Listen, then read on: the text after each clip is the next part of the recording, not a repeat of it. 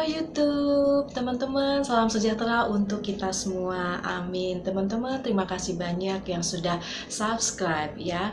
Nah, yang baru pertama kali mampir di channel aku, mohon support aku ya untuk subscribe. Aku Siska membahas tentang kisah-kisah inspirasi di dunia dan tentang review-review buku yang bagus. Teman-teman, teknologi dan informasi setiap tahun itu kan semakin berkembang, semakin maju. Ya, begitu banyak ya orang ya yang melakukan penemuan-penemuan yang tujuannya adalah untuk memajukan ya teknologi dan informasi yang dapat digunakan oleh kita semua. Nah, teman-teman, mungkin kita ingat ya di akhir tahun 90-an ya sampai dengan 2000 ya kita kan umum tuh dengan mesin ketik, lalu kemudian ya saya masih ingat gitu menggunakan komputer lalu memakai data teman-teman ya, atau seperti disket gitu ya. Dan apabila ini kita tidak menyimpan data di dalam komputer tidak baik, maka data itu ya atau disket itu akan menjadi error ya teman-teman. Nah, tetapi bersyukur ya banyak orang yang melakukan penemuan-penemuan sehingga pada akhirnya ya semua teknologi itu menjadi lebih baik. Nah, teman-teman, ya sebuah perusahaan besar di dunia salah satunya yaitu Microsoft. Nah, pada tahun 1990 ya teman-teman ini merilis sebuah aplikasi ya teman-teman, yaitu Microsoft Office. Microsoft Office ini teman-teman adalah perangkat lunak ya, paket aplikasi perusahaan ya teman-teman ya yang dijalankan di bawah sistem ya Microsoft Windows. Nah, diantaranya yang paling terkenal di dalam aplikasi ini diantaranya teman-teman yaitu ada Word, Excel, dan PowerPoint, dan ini tersedia di dalam kurang lebih 35 bahasa ya teman-teman. Jadi dapat dikatakan semua dunia atau semua negara menggunakan aplikasi ini. Penggunaan Microsoft Office ini teman-teman ya sangat berguna sekali dan bermanfaat untuk penunjang ya produktivitas di dalam suatu perusahaan teman-teman. Kita bisa membayangkan gitu ya, apabila ya setiap aset-aset atau setiap data yang ada dalam perusahaan ini kalau tidak memakai Microsoft Office itu kan membuang begitu banyak waktu. Apabila kita menggunakan data secara manual, tidak menggunakan sistem komputer, itu sangat menyita ya waktu yang bisa berminggu-minggu bahkan berbulan-bulan. Dan apabila ini terjadi, otomatis ya perkembangan perusahaan itu majunya lambat ya. Perusahaan yang baik, perusahaan yang maju itu akan mendukung perekonomian suatu negara. Nah, teman-teman ya, orang yang berjasa di balik Microsoft Office ini, yuk kita ikuti kisahnya. Bill Gates. Ya teman-teman, dia merupakan seorang tokoh bisnis, investor, dan ketua daripada Microsoft ya teman-teman, yang dibangun bersama teman kampusnya yaitu Paul Allen ya. Bill Gates ini teman-teman lahir di Washington ya pada tanggal 28 Oktober 1955 ya, dengan ibu yang bernama Mary Maxwell. Ibunya merupakan seorang pegawai bank dan ayahnya William Henry merupakan seorang pengacara. Jadi dapat dikatakan teman-teman, keluarga daripada Bill Gates ini merupakan keluarga yang sangat berpendidikan. Masa kecil dari Bill Gates ini teman-teman ya, dia merupakan anak yang sangat pintar dan begitu banyak ingin tahu, terutama dalam bidang teknologi teman-teman ya. Dia sangat suka membaca buku teman-teman. Nah, pada saat sekolah dasar, kalau bercerita dengan teman-teman sekolahnya ya, yang mereka bicarakan itu teknologi gitu. Beda sekali kan dengan umumnya anak-anak sekolah dasar. Nah, teman-teman, tetapi walaupun Bill Gates ini merupakan anak yang pintar, ya jenius, tetapi dia merupakan anak yang sangat sulit diatur. Sehingga dia tuh sering sekali gitu ya bertengkar, berantem dengan teman satu kelasnya. Sehingga pada saat dia masuk ke sekolah menengah pertamanya teman-teman ya, orang tuanya memutuskan Bill Gates untuk masuk ke sekolah swasta yang sangat terkenal ya di Washington ya teman-teman, yaitu khusus sekolah anak laki-laki yang bernama Lakeside ya teman-teman. Ini merupakan sekolah khusus anak laki-laki. Di tahun 1968 teman-teman, pada saat Bill Gates ini berusia 13 tahun ya, dia bersekolah di sekolah menengah pertama Lakeside. Nah teman-teman, disinilah awal ya Bill Gates ini mengenal ilmu daripada informasi komputer. Ya, dia sangat antusias, dia sangat suka sekali dengan ya ilmu-ilmu yang berhubungan dengan komputer. Bill Gates ini teman-teman ya belajar bahasa-bahasa basic yang di dalam komputer pada saat dia sekolah menengah di Lakeside ini teman-teman ya. Kemudian dia juga ya mengaku sampai bisa ya hacker ya teman-teman ya, bisa masuk ke dalam suatu ya sistem perusahaan. Tetapi pada saat itu kan dia berusia 13 tahun, dia hanya ingin melihat tetapi tidak menyalahgunakan teman-teman.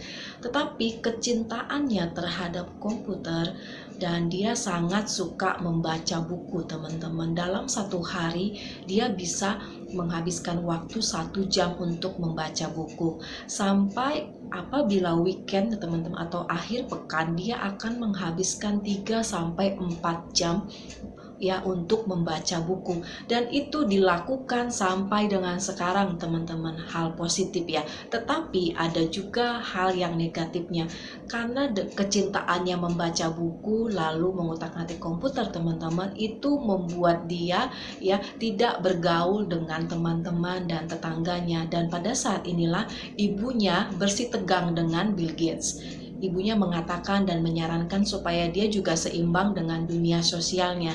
Tetapi teman-teman, yang saya katakan tadi pada awal tadi, bahwa Bill Gates ini merupakan anak yang pintar tetapi sangat sulit diatur. Dia tidak suka apabila ada orang yang mengatur dia. Memasuki sekolah menengah atasnya, pertengkaran dengan ibunya juga ini sangat membuat ayahnya sedih ya teman-teman. Sehingga orang tuanya memutuskan untuk Bill Gates ini ya menemui ya seorang terapis atau konselor psikologi teman-teman, supaya anaknya ini bisa sedikit tidak keras kepala begitu teman-teman. Dan pada saat ya bertemu dengan konselor psikologi ini, konselor tersebut mengatakan kepada orang tuanya bahwa Bill Gates ini ya sedang menemukan jati dirinya. Biarkan dia menjadi anak yang tumbuh mandiri ya teman-teman. Seperti itu saran daripada konselornya gitu ya. Nah, bersyukur teman-teman orang tuanya ya menarik ulur gitu ya. Kadang-kadang bisa begitu keras kepada Bill Gates, kadang-kadang juga mereka membiarkan ya supaya bisa tetap berkarya begitu teman-teman. Dan pada tahun 1973 ya Bill Gates ini teman-teman masuk ya ke University Harvard. Itu universitas yang sangat isinya adalah orang-orang terkenal, orang-orang yang pintar. Nah, Bill Gates ini teman-teman ya mengambil jurusan yang tidak berhubungan dengan komputer. Dia mengambil jurusan hukum ya, sesuai dengan profesi daripada ayahnya yang pengacara. Nah, teman-teman, tetapi walaupun dia mengambil jurusan hukum, dia tetap ya mengambil kursus matematika dan ilmu komputer.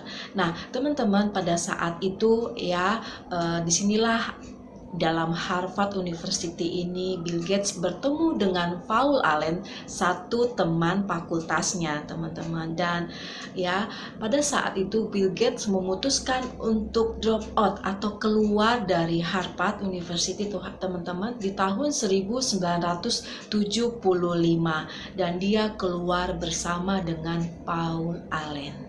Di tahun 1976 Bill Gates ini mendirikan Microsoft teman-teman bersama teman kampusnya yaitu Paul Allen. Nah, di tahun 1976 ya mereka terus mengembangkan sistem ilmu komputer teman-teman ya, sampai pada akhirnya mereka menemukan penemuan baru di tahun 1990 teman-teman, yaitu Microsoft Office yang sudah saya jelaskan di awal tadi.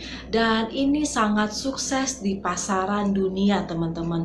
Walaupun pada awal peluncuran Microsoft Office ini ya, Bill Gates ini mendapatkan ya tuntutan dari Departemen Keadilan daripada Amerika karena dianggap memonopoli ya perusahaan-perusahaan menengah kecil.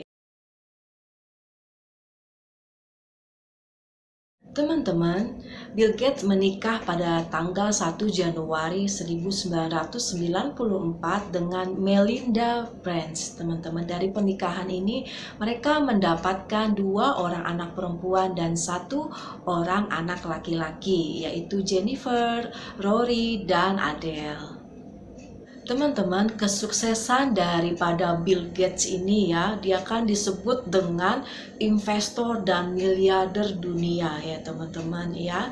Nah, walaupun dia sangat kaya teman-teman, dia pada tahun 2000 mendirikan ya sebuah yayasan yang diberikan nama Yayasan Bill and Melinda Gates. Teman-teman, ini merupakan suatu yayasan amal ya, yang titik beratnya adalah ya tentang kesehatan ya teman-teman, yaitu memberantas penyakit ya di setiap negara-negara berkembang, dan yayasan ini juga untuk memberikan penyuluhan kesehatan di negara-negara berkembang. Teman-teman ya, yayasan ini ya memiliki aset sebanyak 40 miliar atau setara dengan 500 triliun ya teman-teman. Kekayaan daripada Bill Gates ini teman-teman ya mencapai 114 miliar atau sekitar 1.500 triliun teman-teman ya. Bahkan ada yang mengatakan bahwa dalam 1 detiknya ya Bill Gates ini menghasilkan 5,5 juta ya pendapatan dia teman-teman. Dan ini besar kecilnya atau naik turunnya pendapatan ini teman-teman dipengaruhi oleh ya saham dunia kan. Kekayaan daripada Bill Gates teman-teman ya meliputi properti dan real estate ya yang bernilai sekitar ratusan juta dolar Amerika, dan juga rumah pribadi mereka yang bernilai ratusan juta dolar juga, kemudian juga jet pribadi mereka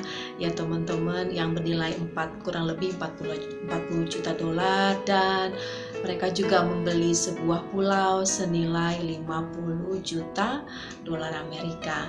Nah teman-teman ya, perjuangan ya sampai dengan Bill Gates ini meraih ya kesuksesan sampai dengan saat ini teman-teman ya.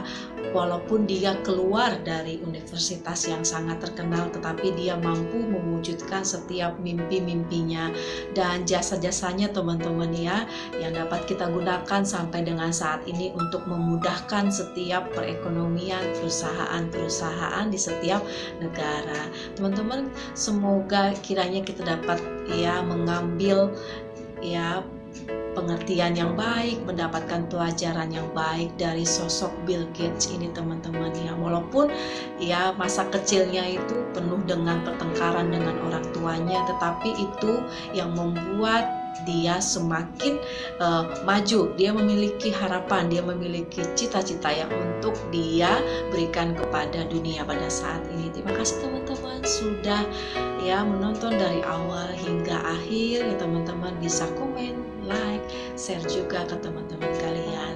God bless you all. Bye bye.